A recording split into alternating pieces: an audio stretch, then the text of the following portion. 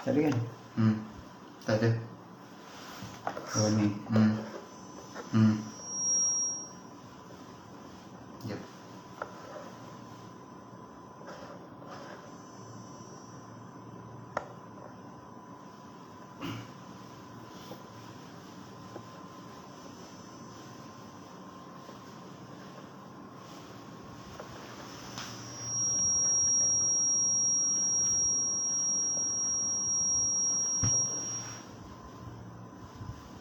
Boleh sikit. Boleh ya? A'udzubillahi minasyaitonirrajim. Bismillahirrahmanirrahim. Bismillah. Cuba you cakap kat situ boleh? Hello, hi. Bunyi ada? Ada tak ada? Nah. Testing. Oh kat sini. Oh dah pula saya dekat sini pula kan. Bawa je lah terdekat. Boleh ni.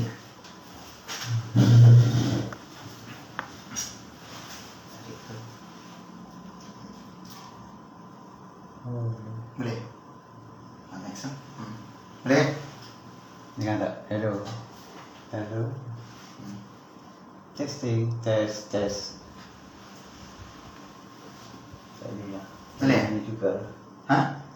Boleh juga. Dia yang apa? Main? Boleh cabut Boleh. Boleh macam. Terus jauh sikit.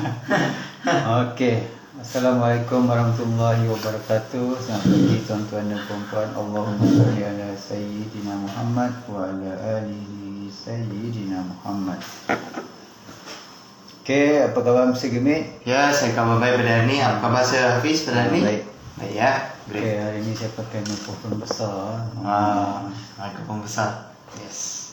Okey, sebelum kita mulakan kita punya perbincangan hari ini, kita seperti biasa kita mulakan dulu dengan baca surah Al-Fatihah dan kita sejukakan kepada junjungan besar Nabi Muhammad SAW, kepada keluarga-keluarga baginda, sahabat-sahabat baginda dan seterusnya, kepada seluruh umat Islam sama ada yang masih hidup ataupun yang telah meninggal dunia, dan kepada yang bukan beragama Islam hendaklah bertafakur sejenak. Al-Fatihah. A'udzubillahi minasyaitonirrajim. Bismillahirrahmanirrahim. Alhamdulillahirabbil arrahmanirrahim, maliki yaumiddin. Iyyaka na'budu wa iyyaka nasta'in. Ihdinas siratal mustaqim, siratal ladzina an'amta 'alaihim ghairil maghdubi 'alaihim waladdallin. Bismillahirrahmanirrahim. Rabbi shrah li sadri wa yassir li amri wahlul 'uqdatam min lisani yafqahu qawli. Okey, kawan segmen lagi sekali, hari ini kita akan teruskan kita punya perbincangan teknikal dan fundamental. Okey, kita mulakan dulu dengan analisa fundamental. Okey, segmen silakan. Okey, terima kasih Sir Hafiz. Selamat pagi kepada semua. Harap semua sihat-sihat belaka hari ini. Ya, jadi hari ini kita akan mulakan dengan fundamental kita. Saya akan sharekan skrin.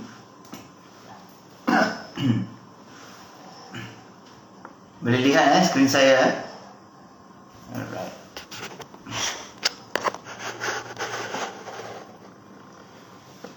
Kena silent all. Alright.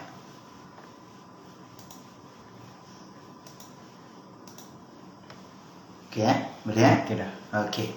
Alright. Jadi untuk hari ini saya nak bercerita sedikitlah tentang fundamental analysis. Dan seperti yang kita tahu, hari ini adalah 21 hari bulan Oktober Friday Kita lihat di sini kita ada beberapa news sebenarnya, walaupun ianya bukan high impact, tapi ini adalah satu cara mereka untuk sebenarnya meletakkan bahawa FOMC itu sangat penting di dalam market sebenarnya Jadi apa yang saya boleh beritahu ialah, okey, kalau kita tak ada news kat sini, kita selalu boleh melihat kepada dia ada ni dia punya sound Okey, kita selalu boleh melihat kepada fundamental factors dia. Okey, kalau fundamental factors dia, anda boleh selalu pergi kepada investing.com. Dan apabila anda pergi ke investing.com, anda pilih XAU USD seperti biasa, tekan gold spot dan US dollar, kemudian anda scroll saja di bawah. Anda boleh melihat sini ada 2 ke 3 news yang sangat-sangat penting yang boleh anda tengok supaya anda boleh mengetahui tentang fundamental factor yang berlaku dalam pasaran gold. Jadi yang pertama ni apa kita buat, kita ambil 2 ke 3 saja. Macam saya boleh ambil 2 ni. Jadi kita buka 2 ni. Ya, 1 dan ini adalah 2. Kita tengok apa yang jadi sebenarnya ya. Dan seperti yang kita lihat, news ni sebenarnya boleh impact ya. Tengok news gold hit by rising yield ni. Tengok dia ada kejatuhan sedikit di sini. Okey. Dan kita tengok.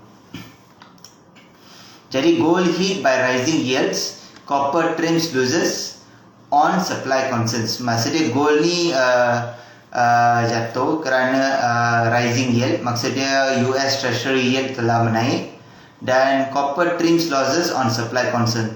Copper pun ada sedikit ya penurunan, walaupun ada masalah dengan supply ya. Okey, saya akan tunjukkan kenapa. Kalau kita ingin tahu lebih lanjut, kita boleh sebenarnya baca Jadi seperti anda tahu, satu fundamental faktor yang paling pertama ialah US Treasury yield yang jump 2.2% overnight and were at their highest level since 2008 financial crisis. Maksudnya ini adalah paling tertinggi untuk US Treasury yield mereka. Itu adalah keuntungan untuk Treasury mereka ya. Jadi telah menaik sebanyak 2.2%. Dan inilah yang sebenarnya membantu kepada kenaikan US dollar ya. Dan disebabkan perkara ini berlaku, jadi as expectations grew that Fed will hike rates sharply in November. This also kept the dollar underpinned, although the greenback was set for a mild weekly loss. Sepatutnya dalam minggu ni US sebenarnya ada penurunan ataupun akan loss. Tapi disebabkan juga Treasury yield mereka naik dan juga expectation yang bahawa Fed akan menaikkan interest rate mereka di November, ini telah menakutkan investors Dan apa yang berlaku ialah mereka sebenarnya daripada jatuh, dolar telah menaik ya. Jadi ini adalah satu fundamental factor yang sangat-sangat penting untuk kita lihat ya. Alright. Jadi ini adalah dia punya ni, spot gold fell. Lepas tu gold futures pun retreated balik ya. Ini semua juga adalah correlation antara spot gold dengan gold futures. Dan dua-dua instrumen ini telah jatuh sebanyak 1% minggu ni. And their second consecutive weeks of losses lah. Okay. Okay, selain daripada itu, kita juga boleh tengok dia punya opportunity cost untuk memegang gold disebabkan rising interest rate ni telah meningkat sebenarnya Jadi memang susah untuk orang nak beli gold lah. Ya. Okay.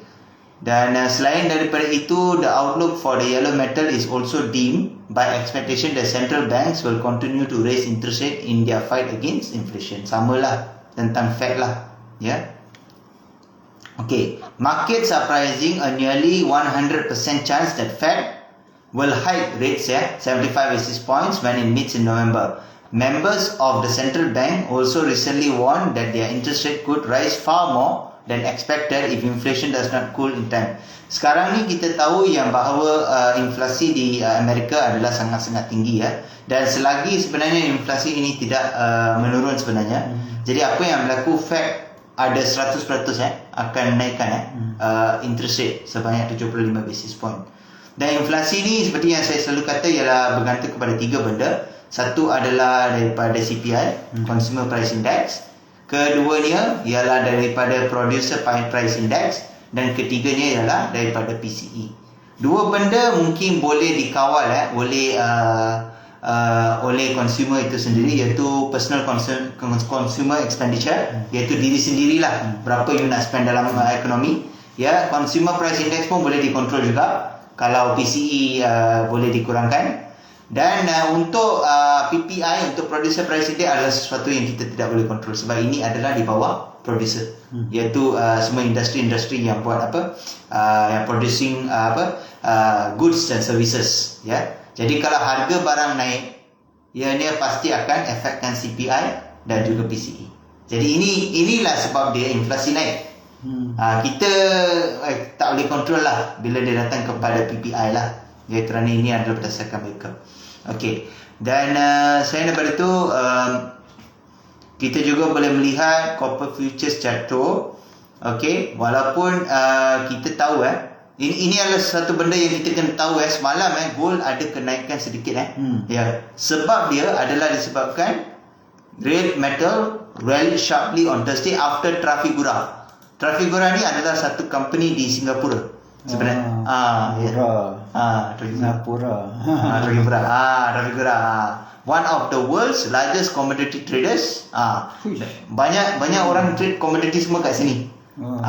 Yes. Dia warn dia bagi tengok, dia warn that supplies of the red metal were far below global demand. Maksud dia supply dia sangat kurang.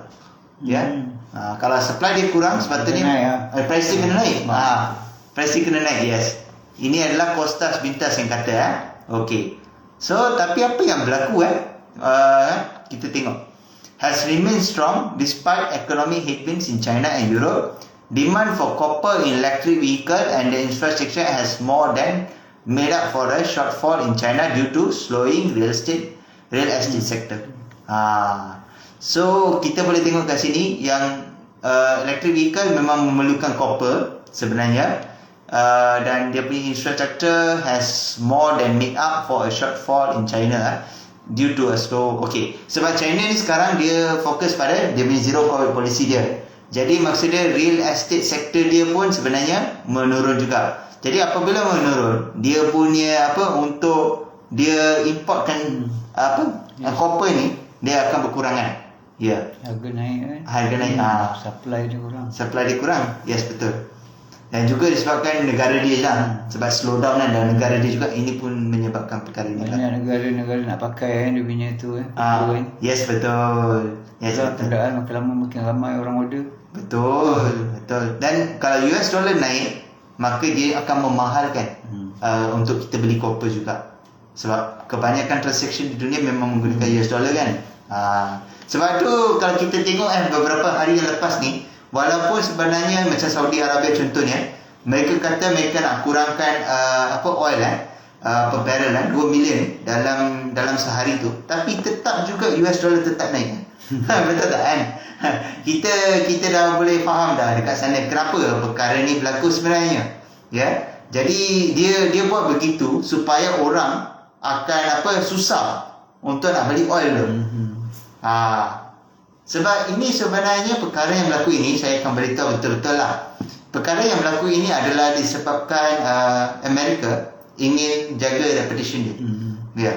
Kerana kalau anda tengok dia setiap kali kekuatan dia adalah di central bank dia. Ya. Jadi kita boleh tahu yang dia disebabkan Saudi Arabia tidak sebenarnya ikut kepada apa yang Joe Biden kata sebelum ni untuk menjual minyak kepada mereka dalam per barrel yang lebih tinggi dalam US dollar, makanya inilah yang berlaku. Jadi US sebenarnya sanggup untuk buat begitu untuk ekonomi recession berlaku supaya dia boleh tingkatkan US dollar dia, biar orang susah pun tak apa. Faham tak? Dia macam tengah menunjukkan dia kekuatan dia. Dia tak dapat minyak tu, orang lain pun tak dapat juga dengan cara nak beli tu mahal Yes, betul. Betul. Ini adalah teknik dia. Teknik dia. Kotor tu. Memang kotor. Yes, betul, memang kotor. Dan selagi Russian dengan Ukraine war itu tengah berlangsung sebenarnya, kita boleh tahulah apa yang dia akan buat. Sekarang semuanya nampak macam berkait rapat Kita dah boleh tengok dah benda ni yang tengah berlaku. Sebab sebelum ni kita ada satu news yang kata dia boleh tingkatkan dia punya interest rate sehingga 4.2%. Dan kita baru di 3.2 ke 3.5 saja tau.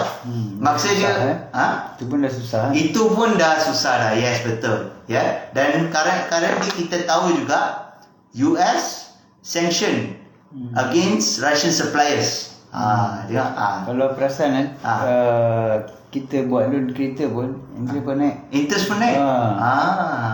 Interest pun naik. Jadi maksud dia kita kadang-kadang rasa macam pertukaran mata wang ni tak ada efek atas hidup kita, tapi sebenarnya ada efek atas hidup kita sebenarnya. Kerana kalau harga makanan mahal dan sebagainya, kita pun susah juga.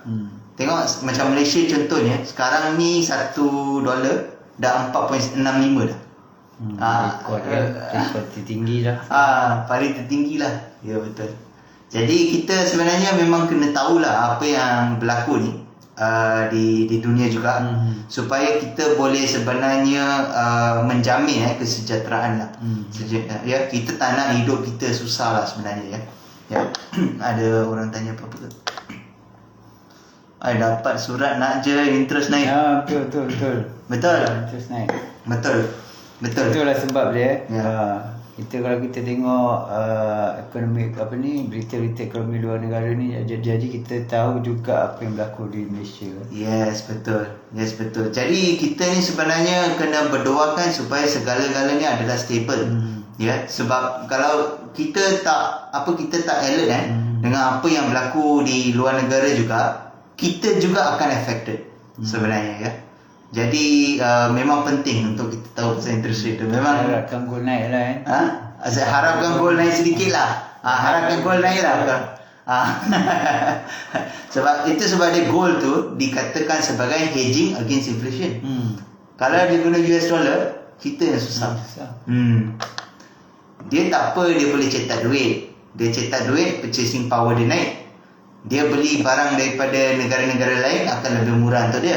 Tapi orang nak beli daripada dia, orang kena keluarkan lebih banyak daripada duit dia untuk beli. Jadi kalau macam tu, kalau orang tak boleh nak buat macam tu, orang buat apa? Orang gunakan gold untuk bagi pada dia. Yalah. Bila orang bagi gold kepada dia, simpanan siapa yang akan lebih banyak dalam gold? Amerika lah. Jadi ini adalah teknik ya. Ini adalah teknik-teknik yang digunakan oleh mereka. Ya.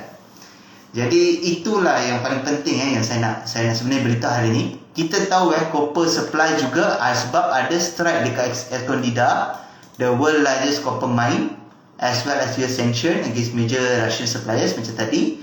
Okay, but copper prices has fallen sharply on fears that global recession will trim demand.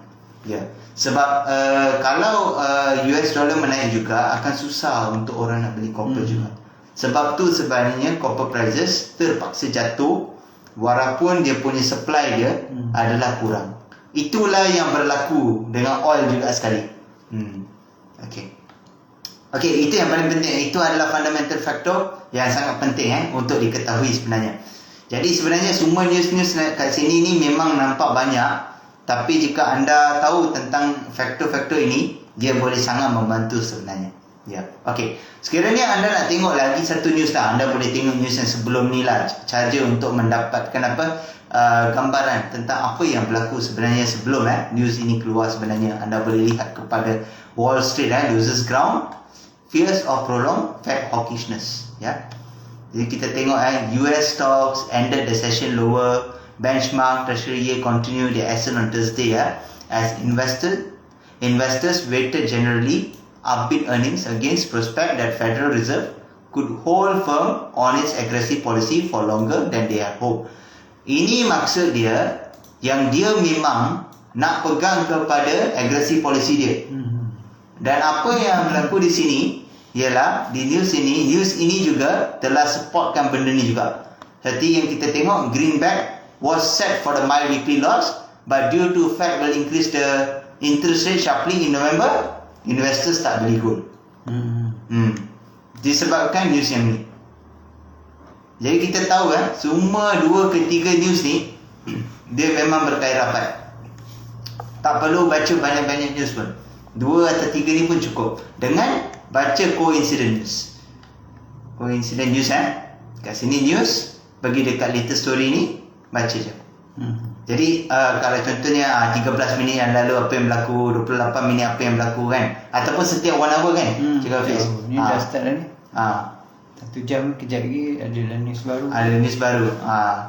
Jadi sekejap lagi tu bila kita ada news baru, kita boleh tengok news tu. Lepas tu kita tengok macam mana news tu sebenarnya impact juga kepada trade kita. Ya. Jadi news kat sini memang sangat-sangat penting ya. Dan juga apa yang dischedulekan juga penting ya. Dan anda kena tahu juga kalau contohnya kita tak ada contoh kita tak ada news kat sini yang betul-betul high impact, kita kena tengok dekat investing.com dan kita kena tengok dekat coincidence news. supaya kita boleh tahu apa yang tengah berlaku. Ya. Tengok hari ni macam tak ada apa-apa kan. Macam tak ada apa-apa. Tapi kena perhatikan dekat GBP juga GBP dengan GBP. Retail sales month to month. Inflasi kat UK pun naik sebenarnya. Ini pun disebabkan US juga sebenarnya. Start dah merah tu. September. Oktober pun merah juga. Oktober pun merah. September, Oktober negative 0.5%. Kan? Jadi ini adalah sangat penting jugalah untuk kita tahulah sebenarnya. Kalau contohnya macam kita trade untuk macam gold contohnya kan. Selalunya kita fokus kepada US dollar dan sebagainya. Tapi kalau news yang kita dapat tu, kita kalau dia berkait dengan GBP dan sebagainya, kita juga boleh melihat kepada GBP dan sebagainya di schedule news pun boleh, tak ada masalah. Tapi sekiranya anda macam tak nak tengok tu sangat ke apa, cara yang paling senang anda baca je saja di investing.com. Sebab itu pun dah cukup kuat dah sebenarnya. News tu kan? News tu dah cukup kuat dah. Yes. Jadi macam kita dekat satu tempat tu, kita fokus sana je. Yes. Sebab tu apabila saya buat saya punya next prediction tu, saya selalu berdasarkan kepada news dekat investing.com dengan dekat Forex Factory ni kan, dekat schedule news dan juga dekat core incident news. Ya. Sebab core incident ni adalah sesuatu yang akan berlaku secara tiba-tiba. Jadi perkara ni kita tak boleh jangka. Contohnya apa yang boleh berlaku China. Kalau China keluar daripada zero covid policy dia tiba-tiba, itu akan masuk bawah core incident. Jadi itu adalah perkara yang juga kita perlu perhatikan sebenarnya. Ya, tiba-tibalah Russian dengan Ukraine lah tiba-tiba dah berhenti war ke ataupun lagi teruk ke, macam contoh hari tu kan. Dia hantar misal ke Ukraine kan. So jadi perkara-perkara macam ni semua adalah coincidence, perkara-perkara yang tengah berlaku atau akan berlaku. Ya. Jadi itulah yang saya sebenarnya nak katakan lah sebenarnya. Kalau ada sebarang soalan sila tanya ya. Saya tanya sebab kita boleh bersoal jawab juga ya. Dan penting sangat penting untuk anda melihat kepada news-news ini. Jadi apa yang paling penting ialah anda boleh melihat kepada the latest news lah. Latest news ni sebenarnya ada dia punya fundamental factor yang diperlukan ya. Sekiranya anda ingin lebih tentang oil ke anda nak tahu lebih, anda boleh pergi kepada related articles. Okey juga kalau anda ingin baca. Kalau tidak, anda boleh fokus ke sini juga. Dan untuk fundamental range untuk hari ini yang saya nak berikan adalah di antara 1600 sehingga 1660. Itu adalah range yang saya sebenarnya calculate lah. 1600 ke 1660. Sebabnya ialah disebabkan investor sebenarnya sangat risau sebenarnya kepada Fed akan meningkatkan interest rate mereka. Dan kemudian kita tahu juga yang ramai negara sekarang mempunyai economic recession. Ya. Jadi memang susah untuk mereka sebenarnya survive pada masa ini juga. Dan seperti yang kita lihat juga, kita tahu yang bahawa FOMC sebenarnya macam dia memang ada dia punya speech dia punya speech dan sebagainya. Walaupun anda lihat di bawah dia bukan di bawah high impact pun, tapi sila berhati-hati Kalau anda lihat di mana-mana ada FOMC, sila berhati-hati. FOMC member Cook FOMC Jefferson lah, member kalau yang paling kuat ialah J Powell lah. Paling kuat ialah J Powell. Jadi itu sajalah sebenarnya saya nak cerita ya, untuk anda tahu trend. Kalau nak tahu trend untuk hari ni, trend masih bearish ya, trend masih bearish. Dan saya boleh katalah berhati-hatilah sebab ini adalah hari Jumaat ya. Selalunya trader tak trade juga hari Jumaat ya. Isnin dan hari Jumaat. Ya, Isnin dan juga Jumaat ya. Tapi apa yang berlaku hari ini pasti akan bersambungan ke hari Isnin, ke minggu depan hari Isnin dia. Betul. Saya nak kita semua selamat lah Kita semua selamat dalam market. Jadi kalau saya bagi range 1600 sehingga 1660, ini adalah safe range lah. Ya. Sebab saya ada baca juga beberapa yang lain, analis lain. Kalau anda nak tahu, saya hari ni saya ada baca seorang analis yang lain juga. Contohnya gold appear to set to take out September low. Ini adalah beberapa orang juga yang sangat-sangat bagus untuk membuat gold spot US dollar analysis. Sekiranya anda ingin confirm ataupun anda ingin baca pun boleh juga, tak ada masalah. Anda boleh go through benda ni juga. Anda boleh tengok boleh tengok apa yang berlaku fundamental. Anda boleh tahu Saya rasa tadi ada satu news yang sangat bagus. I could be wrong of course, but if US are well above 4%, the Fed will continue to remain hawkish.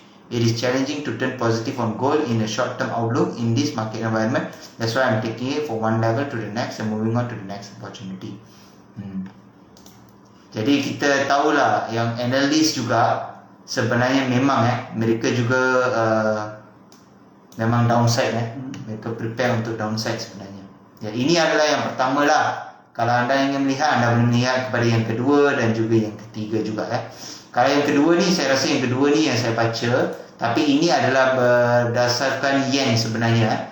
Anda boleh selalu tengok sebenarnya mereka sebenarnya compare dengan gold ke, ataupun mereka compare dengan currency apa sebenarnya.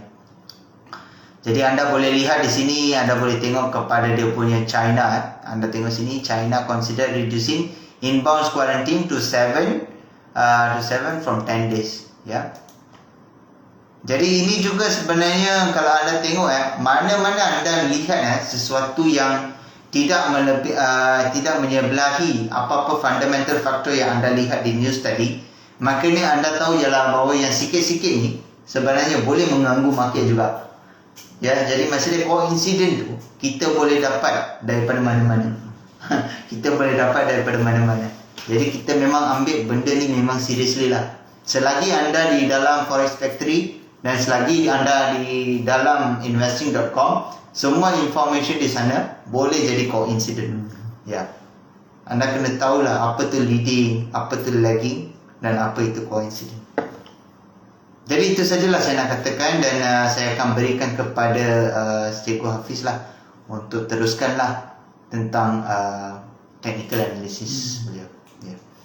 Memang Ini ada ada. Yes. Banyak dia bagi ni. Dia bahagi kepada 3 jenis: aggressive trader, moderate trader dan juga conservative trader. Gold ke apa? Ni adalah untuk USD dengan yen. USD dengan yen. USD JPY ada. Ya, USD JPY. Anda boleh tengok juga. Macam dia tengok dia compare. Dia bagi signal. And then dia juga bercakap tentang US dollar index. Tengok ada kenaikan. Tengok dia tunjuk ada kenaikan. Lepas tu dia kata apa 500 pip jump in just 5 days. Traders are locked in profits. Dia akan bagi tahu trading strategy. Contohnya dia akan cakap pasal conservative traders, apa yang patut dia buat. Moderate traders, apa yang dia boleh buat. Aggressive traders, apa yang mereka boleh buat. Jadi dia bagi entry, dia bagi stop loss, risk berapa, target berapa. Aggressive risk 100 pip, reward 1/4 banyak juga. Kalau ni yang kecil ni 400 itu lagi besar. Lebih besar. Tapi dia orang dan you incorporate dengan budget. Ini bukan scalping bukan scalping. Ini kebanyakan intraday. Swing. Lebih satu hari tu baru dia pergi tu. Sebab Betul. tu pair tu kan dalam 100 pip dia biasa satu hari. Yes. Betul. Jadi ini adalah perkara lah yang kita boleh lihat jugalah. Sebab saya tengok daripada saya perhatikan beberapa hari ni, saya tengok juga yang kadang-kadang mereka pilih tau. Bukan mereka saja letak kat sini. Mereka tengok analisis analisis mana yang bagus. Yang bagus. Kemudian ambil jadi daripada mana? Saya tak tahu perasan. Okey, ni dia terus masuk XAU USD seperti biasa. Lepas tu scroll je bawah. Dia dekat bawah. Dia bawah je. Dia tengok yang boleh belah atas tu kita tengok Yes, betul. Bagus. Kadang-kadang dia akan cakap pasal benda penting kena tengok maknanya kalau macam contoh tak ada apa-apa entry nak try entry ni untuk swing boleh lah. Boleh pakai. Cuba tengok. Tapi dia tak ada macam stick satu pair kan. Satu pair Dia saja. tukar kan. Ada tukar-tukar. Mana yang dia rasa macam bagus. Macam bagus dia akan letak di sana ya. Jadi anda tak perlu limit diri anda kepada goal sajalah. Jadi kalau anda rasa kalau Kat mana tu bawah, ni bawah skrin ini lah. Tadi dia punya graf dia tekan Tekan tu. Oh, kena tekan. Kena tekan tu. Tapi saya rasa yang tu yang kedua. Saya rasa tepi tu ada chart of the day.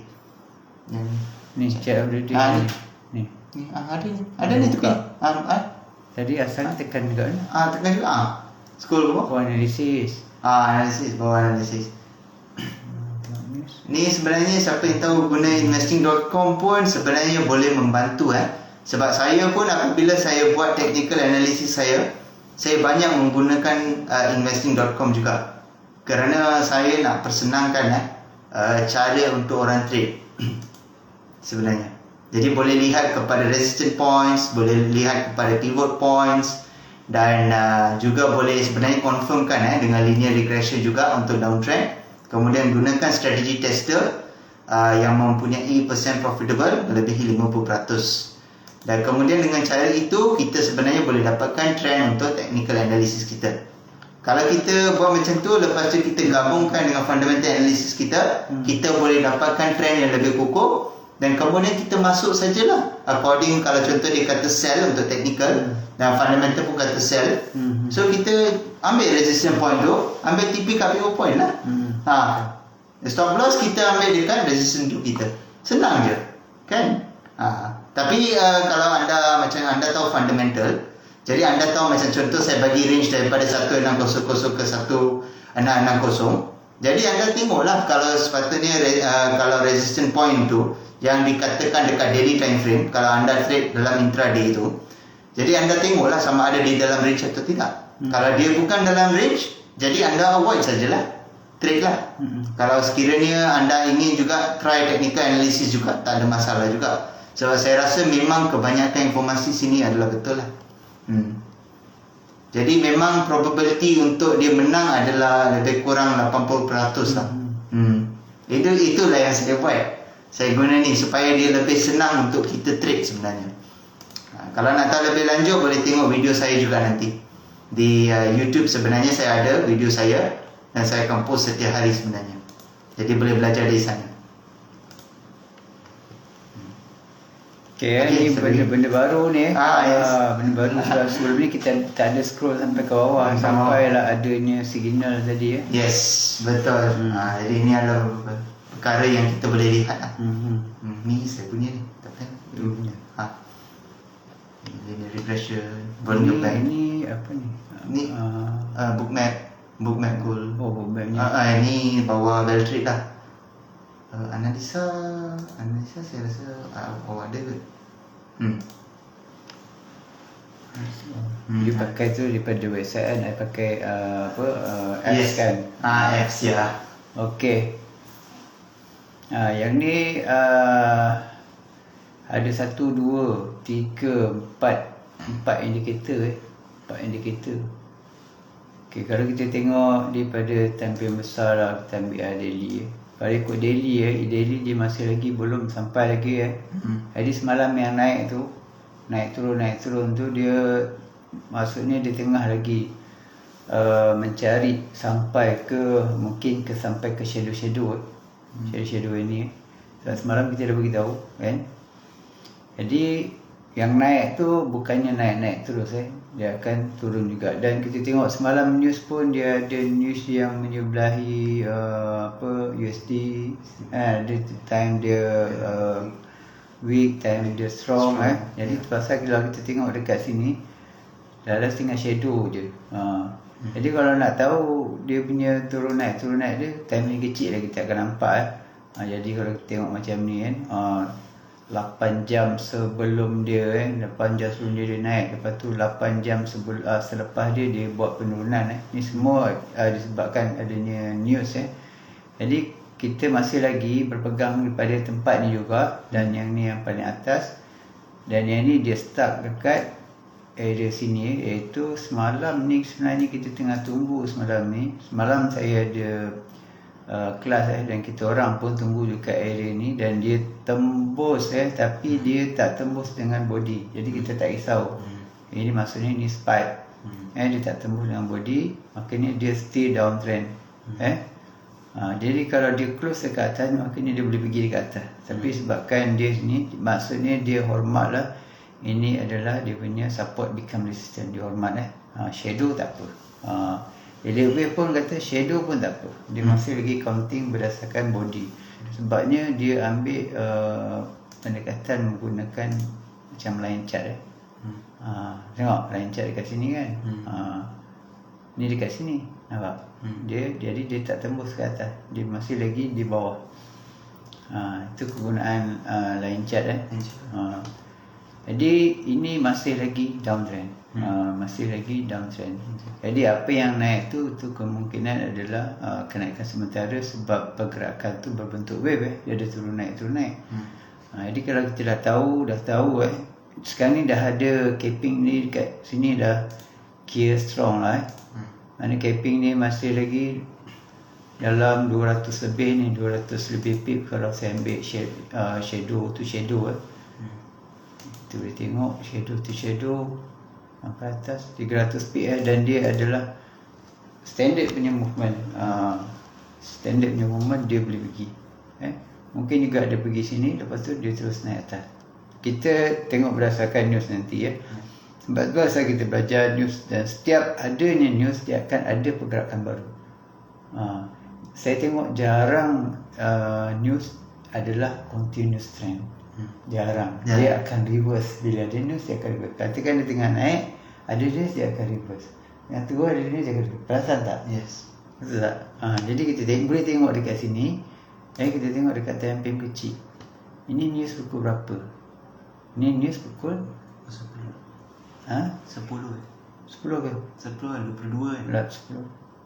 10 Okey. Yang ni news pukul ni lah.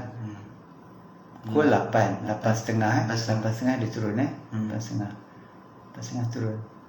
Pukul 9, pukul 10 ada news tak? Pukul 10 ada kan? Ada. Ni pukul 10. Ini USD strong. Betul. Yang ni USD weak. Betul tak? Saya boleh ingat. Jadi dekat sini apa? Pukul sebelah dia ni sah? 11 ke 12? 11 ada. Kita check. Jadi kalau kita tengok news dia, bolehlah kita tunjuk sekali terus kan. Senang kita faham Jadi semalam. Pukul 10. Okey. Yang ni week pukul 10, pukul 11 week jadi itu saya cakap tadi, apabila dia week turun lah. Ni pukul 10, pukul 11 betul lah, pukul 11 kan. Pukul 11 turun. Pukul yang turun. Okey. Lihat kat sini pukul 10 existing home sales 4.7 4.7 tu maksudnya US squad pukul 10 US squad, jadi gold akan turun. Gold akan turun. Yang ni dia bersambungan sini. Jadi yang ni adalah low impact, tapi negatif 0.4% ni, ini adalah US akan melemah di sini. Dekat sini pun saya rasa US melemah juga untuk natural gas storage.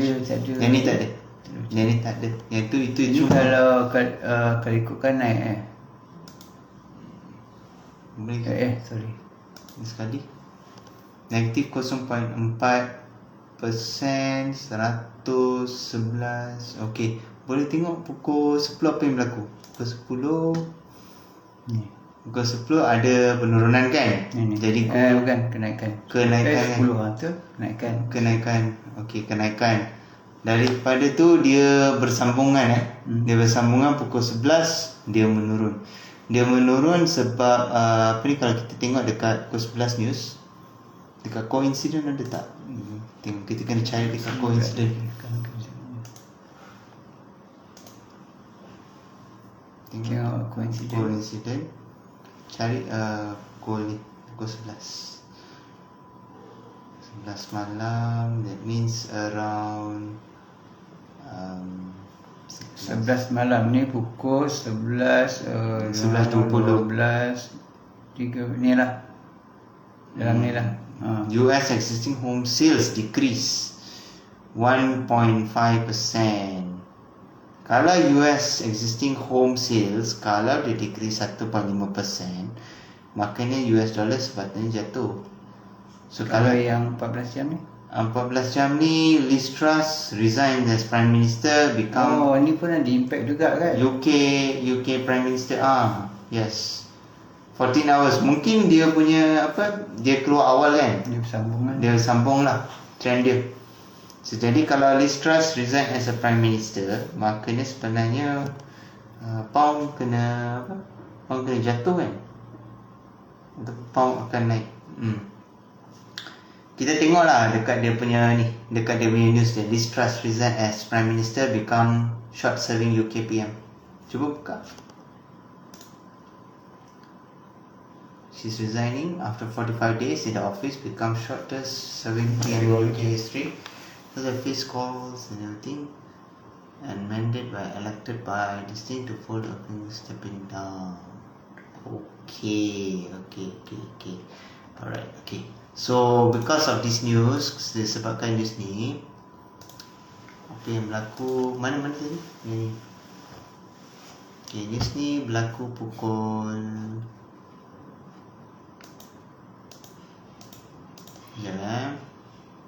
sebab buka terus kan.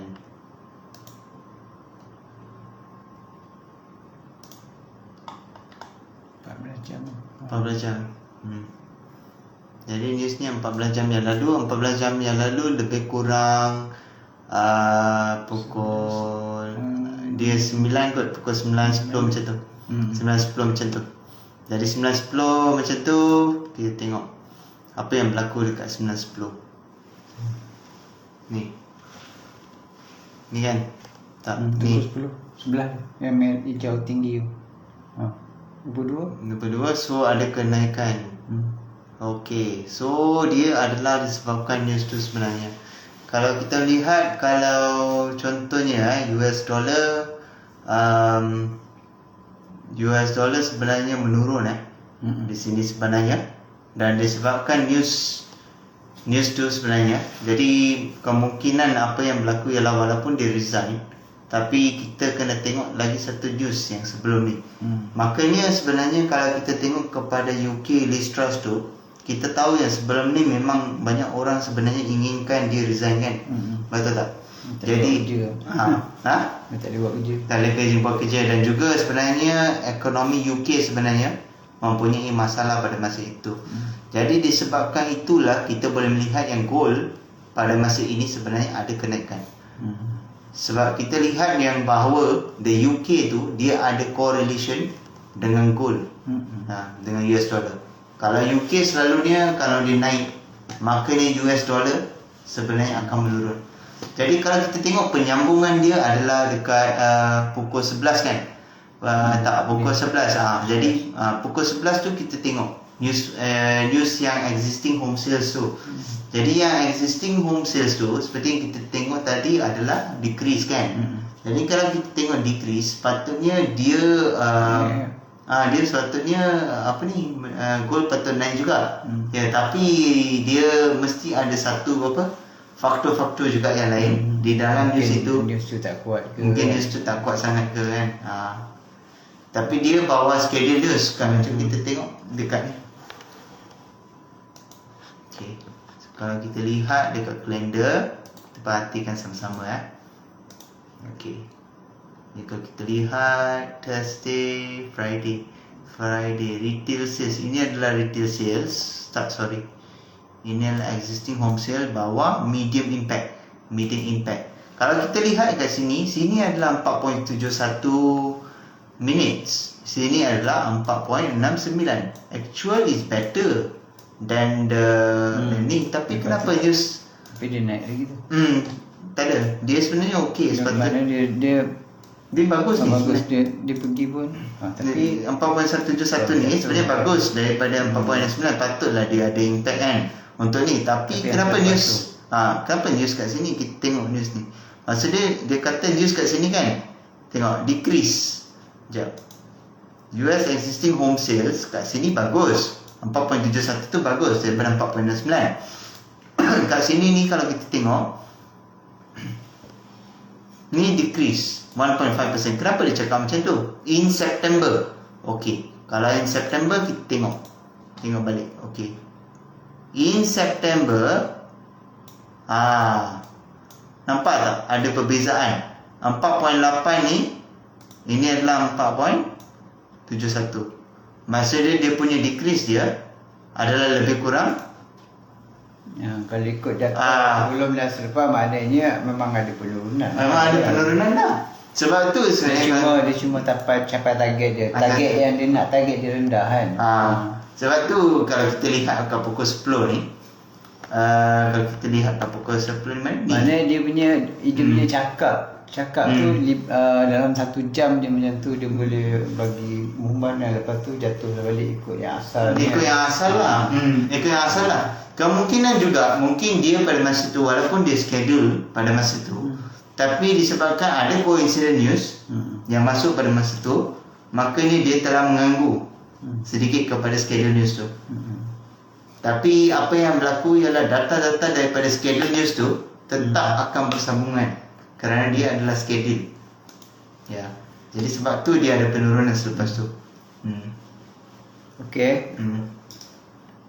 Kita sambung Okey, kalau kita tengok macam ni ini ada juga teknik ini panggil satu dua support dua support yang telah berjaya dipecahkan, dan yang ni dia punya pullback walaupun kita tengok pullback dia ke atas sikit, ramai ada juga orang ingat dia nak buy tapi sebenarnya benda ni kita kena macam saya menggunakan banyak benda macam ni kan. Jadi yang ni dia dah bagi tahu dia masih lagi dalam trend menurun dan dia tak pergi pun jauh-jauh. Lepas tu kita boleh kita boleh confirmkan dengan time frame yang lagi besar. Time frame yang lagi besar dia bagi shadow. Maknanya time frame besar dah hormat. Kita lebih percayakan kepada time frame besar untuk melihat pada arah.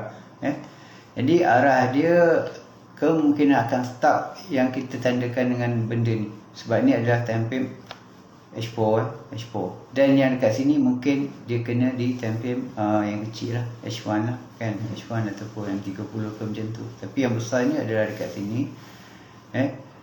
Jadi kalau dia tembus ni, maknanya dia punya structure ni akan berubah. Ini yang terakhir. Dalam yang terakhir. Kalau contohlah dalam kiraan wave dia buat wave 1, wave 2 wave 2 ni dia tak boleh pergi kat bawah, dia kena dekat atas juga. Kalau shadow tak apa. Jadi pasal kita target dia akan pergi dekat area sini, dia akan cuba touch dekat area sini. Dan kalau kita tengok di time frame H4 dia masih lagi dalam keadaan menurun, dia belum lagi nak naik dan pasal kita kata dia strong lagi untuk sell, ni dalam penurunan dan kita target di dalam kotak ni lah. Jadi kita kecilkan time frame, sama juga dia masih lagi downtrend. Dan yang semalam, kalau kita tengok semalam adanya entry dekat sini. Kalau daripada teknik cikgu Ben adanya entry kat sini, walaupun kita tengok dia macam tembus. Pasal kita kena confirmkan di time frame besar. Jadi apa teknik sini? Kalau kita pergi tengok dekat M30, nampak 1, 2, 3 pecah, masuk satu candle, ini adalah sell. Inilah yang semalam. Semalam saya entry kat sini. Saya pun share juga dekat dia orang. Lepas tu dia orang ingat macam naik kan. Tapi tengok bangun pagi, nampak tu gila-gila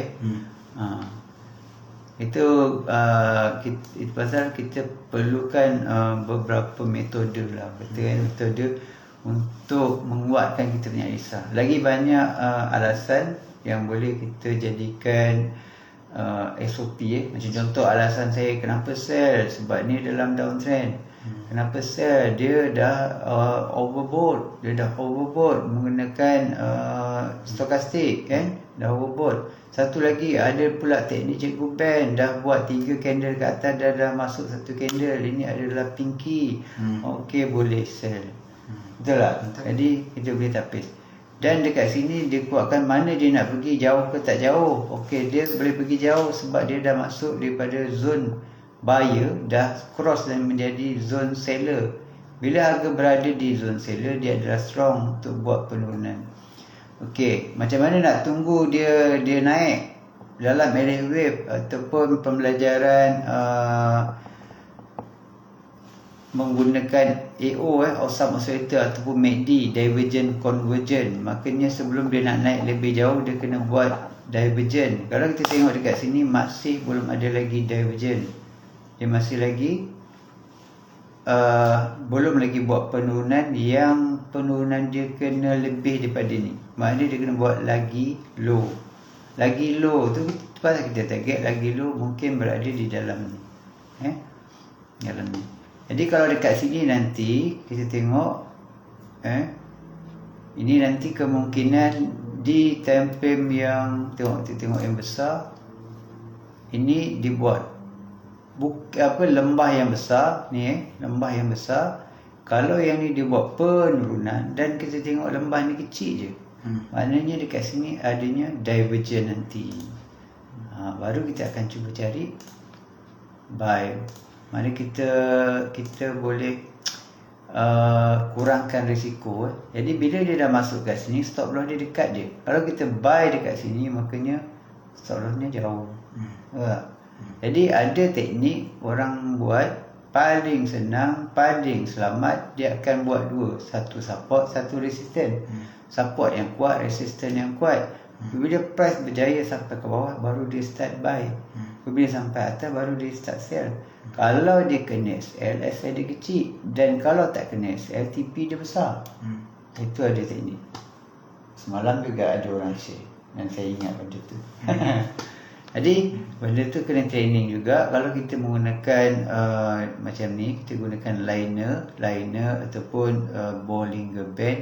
Jadi bila dah berada di atas, kita akan cuba cari sell, tengok apa teknik yang boleh bagi support yang menantikan adanya sell. Sama juga sampai dekat bawah. Sampai dekat sini, kalau dekat sini kalau dia boleh terus ke tak boleh terus. Jadi ada benda ataupun teknik yang support benda ni, boleh kita jadikan panduan yang benda ni boleh turun. Iaitu dekat sini adanya apa ni? Ini adalah dominant break. 3 candle pecahkan satu candle yang besar. Jadi TP-nya adalah sini minima. Takkan dia minima terus, mungkin dia akan terlajak sikit dan masuk dalam ni. Tak? Jadi itu adalah dia punya penjelasan dia. Kenapa kita target dia boleh turun lagi. Dan kalau kita nak tengok news lambat lagi. Lambat lagi, maknanya dia boleh lagi buat penurunan. Dan kalau malam ni news menyatakan USD week, baru dia boleh baca atas. Kita tunggulah. Walaupun kita tengok malam ni news tak berapa kuat, tapi tiba-tiba ada coincident news warna merah pula tu, jadi bahaya. Jadi pagi-pagi ni boleh juga cari anti sell. Sebab lagi satu, dia dah berada di bawah daripada middle Bollinger Band. Dan dia juga di dalam penurunan linear regression. Dah sampai di tengah punya middle juga. Sama juga ni middle, ni pun middle. Dan ni boleh lagi sell selagi dia tak naik ke atas.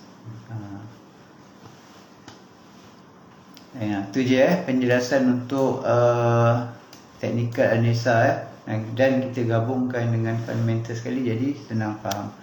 Jadi kalau kita tengok dekat sini di bookmap nanti kalau ada, maknanya dia lagi bertambah strong kita punya analisa. Okay. Kalau tak ada apa-apa, kita rasa kita akan boleh share tak kalau ada soalan ke apa? Tak ada. Okay, kalau tak ada apa-apa, kita berhenti hari ni dekat sini je. Dan minggu depan kita akan cuba bawa satu orang yang terror dalam bidang marketing. Kita akan cuba, insyaAllah. Mungkin hari ni saya akan cuba cari cikgu tu dan buatkan appointment dengan dia untuk minggu depan. Dan kita akan belajar minggu depan tentang marketing. Dan marketing tu sebenarnya marketing untuk IB. Dan marketing untuk IB tu sebenarnya juga dia boleh digunakan untuk lain-lain punya bisnes. Marketing diri sendiri pun boleh. Nak kahwin pun boleh market pakai tu ya. Betul tak? Bukan market untuk menggerakkan IB je. Ada ni nak tanya pasal MDB ya. Ikhwan. Kalau yang dah buka akaun tu, buat verification dan bagilah nombor dia, sebab kita target hari ni akan berakhirnya NDP. Hari ni akhir. Sebab kita nak clearkan dulu yang pending. Lepas tu nanti baru kita akan info ada lagi ke tak ada lagi. Masa ni kita akan stop untuk hari ni lah. Hari ni last hantar dokumen ataupun last register pun boleh lah. Register, hantar dokumen dan tengok. Kita akan check yang final yang paling last ni nanti. Kena deposit dulu baru dapat NDB. NDB tu maksudnya no deposit bonus. Maknanya tak ada deposit dapat bonus. Dia bukan bonus deposit tak perlu deposit. Kita apply je bonus tu. Tapi dengan syarat verification tu kena full. Nanti tengok dekat bahagian verification tu dah approve ke belum bila kita dah hantar. Dan macam saya selalu praktikkan, nak cepat full verification tu approve dia tu, gunakan IC untuk ID kita, identify kita punya tu, nama kan. Jadi untuk alamat lebih baik gunakan IC. Gunakan lesen. Sebab lesen tu dia ada tarikh hidup dia. Kadang 2-3 tahun kan. Jadi bila ada tarikh, lepas tu kat situ memang gambar dia clear lesen. Dia bukan surat-surat apa semua kan. Daripada government kan. Jadi benda tu kuat. Tak perlulah kita duduk dekat sini, alamat dia dekat kampung, kita still nak guna dekat sini juga. Kan? Jadi pakai dia yang ada dekat IC tu. Katakan dekat IC tu alamat kampung, pakai je alamat kampung. Atau dokumen kat siapa ya? Dokumen tu semua dalam website dia, upload dalam website. Pergi dekat yang lambang gear tu, setting kan. Laman setting tu, dalam tu ada verification dokumen kan. Untuk yang ni lah. Dia mula-mula verify handphone, lepas tu verify email, senang. Lepas tu baru dokumen verification. Okey, kalau tak ada apa-apa, kita akan berakhir di sini. Kita tengok gol tengah turun tu. Berakhir di sini dan kita jumpa lagi minggu hadapan. Kita akan cuba dapatkan seorang untuk marketing nanti, ajar marketing. Okey, jangan lupa minggu depan. Okey, saya sudahi dengan ucapan Assalamualaikum warahmatullahi wabarakatuh dan salam sejahtera. Bye-bye. See you all. Take care. Jadi orang dengar juga lepas ni kan. Tak ada komplain kan.